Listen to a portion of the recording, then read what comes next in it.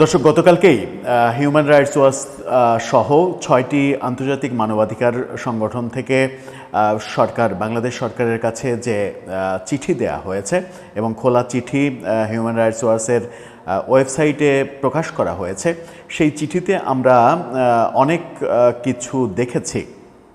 10-12টা পরামর্শ দিয়েছে তারা এবং সেই পরামর্শগুলোর মধ্যে সবথেকে গুরুত্বপূর্ণ হিসেবে বাংলাদেশে আলোচিত হচ্ছে আওয়ামী লীগের নিষেধাজ্ঞা তুলে নিতে হবে। তারা এই ভাষাতেই বলেছে যে আওয়ামী লীগের নিষেধাজ্ঞা তুলে নিতে হবে এবং সন্ত্রাস দমন আইন সহ বিভিন্নভাবে যে জেল জুলুম হয়রানি মিথ্যা মামলায় ফাঁসানো এই ব্যাপারগুলো, মানে বাক স্বাধীনতা, সাংবাদিকদের উপরে নির্যাতন, সাংবাদিকদের মামলা দেওয়া, নানা বিষয়ে কথা বলেছে তারা। এগুলো করা যাবে না সেরকমটা বলেছে। সেরকম প্রেক্ষাপটেই আলোচনা তৈরি হয়েছিল গতকালকে থেকেই যে এবার কি তাহলে এর আগে আমরা দেখেছি আন্তর্জাতিক চাপের ক্ষেত্রে জাতিসংঘের চাপ, ইইউ দেশগুলোর চাপ, নর্ডিক অঞ্চলের যে 3 দেশ, সেই দেশের রাষ্ট্রদূতদের সাবির হোসেন চৌধুরীর সঙ্গে মিটিং, ভারত, চীন, রাশিয়া সহ বিভিন্ন দেশের চাপও রয়েছে। সেরকম চাপের প্রেক্ষাপটে সরকার কি তাহলে শেষ পর্যন্ত আওয়ামী লীগের ওপরে যে নিষেধাজ্ঞা, সেই নিষেধাজ্ঞা তুলে নেবে? যখন আমরা প্রধান উপদেষ্টাকে দেখলাম যে বিদেশে আল জাজিরার এক সাংবাদিকের প্রশ্নের উত্তরে তিনি বলেছিলেন যে আওয়ামী লীগের উপরে যে আওয়ামী লীগকে নিষিদ্ধ করা হয়নি, তাদের কার্যক্রমের উপরে নিষেধাজ্ঞা দেওয়া হয়েছে, সেটা সাময়িক, যে কোনো সময় তুলে নেওয়া হতে পারে। সেই ইঙ্গিতের পরে মনে হচ্ছিল যে মনে হয় সরকার আন্তর্জাতিক চাপের কারণে এই নিষেধাজ্ঞা তুলে নিতেও পারে। এই আলোচনা গতকালকে যখন এই রকম হিউম্যান রাইটস ওয়াচ সহ 6টি মানবাধিকার সংস্থার এরকম চিঠি দেখলাম, তখন তারপরই আজকে আওয়ামী লীগের ব্যাপক ঝটিকা মিছিল রাজধানীতে দেখলাম। কিন্তু আওয়ামী লীগের জন্য খুবই খারাপ খবর এসেছে সরকারের তরফ থেকে জানিয়ে দেওয়া হয়েছে যে আওয়ামী লীগের নিষেধাজ্ঞা তুলে নেওয়া হবে না। কি জানালো সরকার, কোন প্রেক্ষাপটে জানালো, কি বলতে চাইছে তারা, একটু বোঝার চেষ্টা করবো এই ভিডিওতে। থাকবেন পলিটিক্স টিভির নিয়মিত আয়োজনে।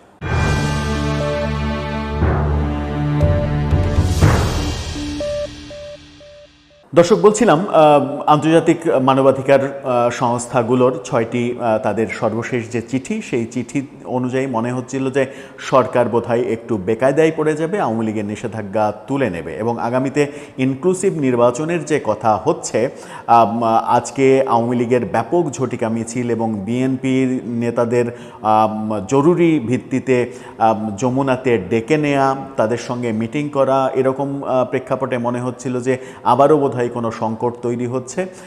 গতকালকে মানবাধিকার সংস্থাগুলোর চিঠি এবং আজকে ঝটিকা মিছিল, এগুলো নিয়ে সরকার একটা বেকায়দায় পড়তে যাচ্ছে বলে তারা হয়তো বিএনপির সঙ্গে জরুরি মিটিং করছে। কিন্তু মিটিংয়ের ফলাফলের আগেই সরকারের তরফ থেকে সরকারের পররাষ্ট্র উপদেষ্টা জানিয়ে দিলেন যে আওয়ামী লীগের নিষেধাজ্ঞা তুলে নেওয়া সম্ভব নয়।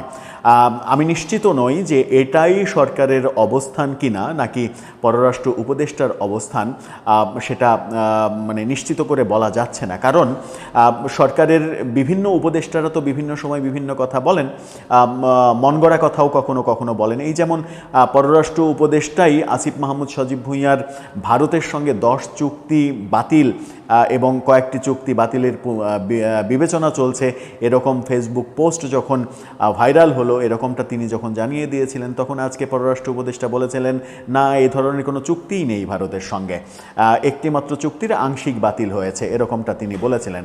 অর্থাৎ আসিফ মাহমুদ সজীব ভুঁইয়ার ওই বক্তব্য যে ভুল ছিল, ভুয়া ছিল, মিথ্যা ছিল, সেটা মানে প্রমাণ হয়ে গেল। এরকমভাবে সরকারের বিভিন্ন উপদেষ্টাদের বিভিন্ন সময় বিভিন্ন রকমের কথা আমরা বলতে শুনেছি, যদিও পররাষ্ট্র উপদেষ্টাকে খুব একটা বেসামাল কথা বলতে শুনিনি। কিন্তু আমরা এটাও লক্ষ্য করেছি, যখন করিডোর নিয়ে পররাষ্ট্র উপদেষ্টা মন্তব্য করেন যে করিডোর দেওয়ার আলোচনা চলছে, তখন কিন্তু তিনি সরকারের মধ্যে কোণঠাসা হয়ে পড়েন। কারণ ওই তার বক্তব্য প্রচারিত হওয়ার পরে ব্যাপারটা ভাইরাল হয়ে গেল এবং প্রচুর প্রতিবাদ শুরু হলো, সরকার বেকায়দায় পড়ে গেল। দেখা গেল যে পররাষ্ট্র মন্ত্রণালয়ে পররাষ্ট্র উপদেষ্টাকেই এক ধরনের সাইড করে রেখে নিরাপত্তা উপদেষ্টাকে দিয়ে পররাষ্ট্র মন্ত্রণালয়ের আন্তর্জাতিক কাজগুলো চালিয়ে নেয়ার সরকারের এক ধরনের তৎপরতা আমরা দেখেছি।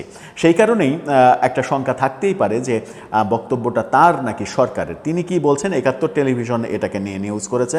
একাত্তর টেলিভিশনের শিরোনামটা বলছে, আওয়ামী লীগের কার্যক্রমে নিষেধাজ্ঞা তুলে নেওয়া সম্ভব নয় পররাষ্ট্র উপদেষ্টা। তিনি স্পষ্ট করে বলেছেন, আন্তর্জাতিক মানবাধিকার সংস্থার অনুরোধ সত্ত্বেও আওয়ামী লীগের কার্যক্রমে নিষেধাজ্ঞা তুলে নেওয়া সম্ভব নয় বলেছেন তিনি। পররাষ্ট্র মন্ত্রণালয়ে এই কথা তিনি বলেছেন। পররাষ্ট্র উপদেষ্টা বলেছেন, মানবাধিকার সংগঠনের সব দাবি মানা সম্ভব নয়। অর্থাৎ মানবাধিকার সংগঠন দাবি করলেই সেটা সরকার মানবে, আন্তর্জাতিক অঙ্গন চাপ দিলেই সরকার সেটা মেনে নেবে, সেটা সম্ভব নয়, সেটা বলেছেন। এরকম অবস্থান আমরা বিগত সরকার আওয়ামী লীগেরও দেখেছিলাম। আওয়ামী লীগের সময় যখন একপাক্ষিক নির্বাচনের চেষ্টা চলছিল, বিএনপিকে বাদ দিয়ে নির্বাচনের যে কার্যক্রমগুলো আমরা দেখেছিলাম, সেই সময় আন্তর্জাতিক মহল থেকে বারবার আওয়ামী লীগকে বলা হয়েছে যে এগুলো গ্রহণযোগ্য নয়, এগুলো করবেন না, সবাইকে নিয়ে ইনক্লুসিভ নির্বাচন করুন। আওয়ামী লীগ কিন্তু সেই কথা মানেনি। পরিণতি আমরা দেখলাম গত বছরের 5 আগস্টে, ভয়াবহ পতন। আওয়ামী লীগ যদি আগে সচেতন হতো এই ব্যাপারগুলোতে, তারা যদি সচেতনভাবে সিদ্ধান্ত নিত, তাহলে এইরকম ভরাডুবি ঘটতো না বলে অনেকে মনে করেন যারা আওয়ামী লীগের শুভাকাঙ্ক্ষী। এই সরকারও কি তাহলে আওয়ামী লীগের পথেই হাঁটছে? এই সরকারও কি একগুঁয়ে স্বভাবে একপাক্ষিক সব কিছু করতে চলেছে? যখন আন্তর্জাতিক মহলের প্রচুর চাপ রয়েছে, তখন পররাষ্ট্র উপদেষ্টা যখন বলছেন মানবাধিকার সংস্থা বললেই সরকার সেটা মানবে না, তার মানে হচ্ছে যে তুমি যাই বলো আমি শুনবো না, আমি আমার মত প্রতিষ্ঠিত করেই ছাড়ব। আমি এই ব্যাপারটা জাহির করতে গিয়েই দল হিসেবে আওয়ামী লীগ অনেক দুর্বল হয়েছে, সরকার হিসেবে আওয়ামী লীগ দুর্বল হয়েছে এবং পতন ঘটেছে। সেই ব্যাপারগুলো এই সরকারের জন্যও কি তাহলে অপেক্ষা করছে যদি ধারাবাহিক বাস্তবতা আমরা লক্ষ্য করি? নাকি তার ব্যক্তিগত বক্তব্য বললেন, সরকারের বক্তব্য এটা হয়তো না, কারণ প্রেক্ষাপটটা চেঞ্জ হতে পারে। কেন যেন সার্বিক পরিস্থিতি দেখে মনে হচ্ছে ফেব্রুয়ারিতে নির্বাচন না হওয়ার সম্ভাবনাই বেশি, এবং নির্বাচনটা শেষ পর্যন্ত বিএনপি রাজি হবেই না আওয়ামী লীগকে ছাড়া নির্বাচন হোক, এরকম পরিবেশ তৈরি হোক, বিএনপি শেষ পর্যন্ত এই বাস্তবতার দিকে যাবে না। কারণ একেবারে জেনারেল ইকবাল কলিম ভূঁইয়া তো স্পষ্টই বলে দিয়েছেন যে নির্বাচন হতে আরও 2 বছর বাকি, 2 বছর সময় লাগবে মিনিমাম। 2 বছর পরে যদি নির্বাচন হয় সরকারে আসবে বিএনপি, কিন্তু বিএনপি সরকারে আসলে তারা তাদের পূর্ণ মেয়াদ থাকতে পারবে না, তারা মেয়াদ পূর্ণ করতে পারবে না। ভারত এবং আওয়ামী লীগের ফিরে আসার উপরে নির্ভর করবে তারা কতদিন মানে থাকতে পারে। তার মানে হচ্ছে যে বিএনপির একটা শঙ্কা রয়েছে, একপাক্ষিক নির্বাচনের মাধ্যমে ক্ষমতায় গেলে সেটার মাধ্যমে তাদের 5 বছর পূর্ণ করা অনেক বেশি কষ্টসাধ্য হবে। সেই ফাঁদে কি বিএনপি পা দেবে? আমার মনে হচ্ছে যে পরিস্থিতি এখন যেটা মনে হচ্ছে, যেরকম মনে হচ্ছে সেরকমটা নাও থাকতে পারে, আমূল পরিবর্তন ঘটে যেতে পারে।